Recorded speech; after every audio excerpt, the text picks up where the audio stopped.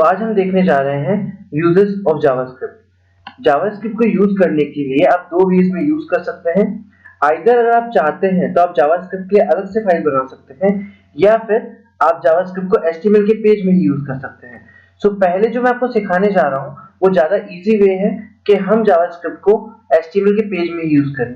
वो मैं आपको सिखाने जा रहा हूँ कि आप जावास्क्रिप्ट को एचटीएमएल के पेज में यूज कैसे कर सकते हैं। इसके लिए आप एक ब्लैंक पेज ओपन करेंगे, उसको सेव कर लेंगे सबलाइन टेक्स्ट में। मैं कंट्रोल एस प्रेस करता हूँ। मैं सेम उसी फोल्डर में सेव कर रहा हूँ जहां मैं अभी तक फाइल सेव करता आया हूँ। इसको मैं नाम देता हूँ embed.js.html।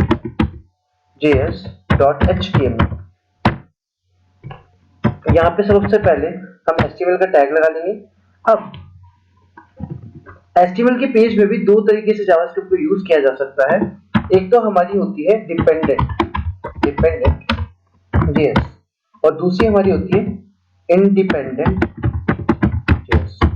ये डिपेंडेंट जावास्क्रिप्ट और इंडिपेंडेंट जावास्क्रिप्ट क्या होती है? डिपेंडेंट नाम से आपको समझ में आ रहा होगा कि ये किसी चीज पे डिपेंड करती है रन करने के लिए या ऑपरेट करने के लिए, और इंडिपेंडेंट का मतलब समझ में आ रहा है कि ये एक्चुअली किसी चीज पे डिपेंडेंट नहीं होती है रन करने के लिए और डायरेक्टली रन हो जाती है। सबसे पहले हम देखने जा रहे हैं इंडिपेंडेंट जावास्क्रिप्ट। इंडिपेंडेंट जावास्क्रिप्ट को अप्लाई करने के लिए आप बॉडी टैग के अंदर कहीं पे भी स्क्रिप्ट टैग लगा सकते हैं। आप यहाँ पे लिखेंगे स्क्रिप्ट टैग कुछ इस तरीके से। अब स्क्रिप्ट टैग के अंदर अगर मान लीजिए आपको कोई भी टेक्स्ट, कोई भी शब्द अगर आपको डिस्प्ले करवाना है हमारे वेब पेज में, तो उसके लिए आप क्या करेंगे, आप यूज करेंगे डॉक्यूमेंट डॉट राइट। अब ये डॉक्यूमेंट डॉट राइट है क्या? डॉक्यूमेंट बेसिकली एक ऑब्जेक्ट मॉडल है, इसको हम डोम मॉडल बोलते हैं, डॉक्यूमेंट ऑब्जेक्ट मॉडल। ये बेसिकली मान लीजिए पूरी जावास्क्रिप्ट की फाइल के लिए या जावास्क्रिप्ट में जो भी बना के दिया गया है उसको एक नाम दिया गया है डॉक्यूमेंट। तो आपको हमेशा लिखना है डॉक्यूमेंट, और राइट आपका फंक्शन है जो आपको परमिशन देता है कुछ भी चीज लिखने के लिए वेब पेज पे। अब अगर मान लीजिए आप कोई वर्ड लिख रहे हैं, कोई पैराग्राफ लिख रहे हैं, तो उसको हम कहते हैं स्ट्रिंग, और स्ट्रिंग्स को लिखा जाता है इन्वर्टेड कॉमा के अंदर। तो यहाँ पे आप लिख सकते हैं हेलो यूजर, कुछ इस तरीके से। और साथ में आप डॉक्यूमेंट डॉट राइट हर एक लाइन के लास्ट में आप जावास्क्रिप्ट में यूज करेंगे सेमीकोलन। ये सेमीकोलन कुछ फुल स्टॉप जैसा काम करता है।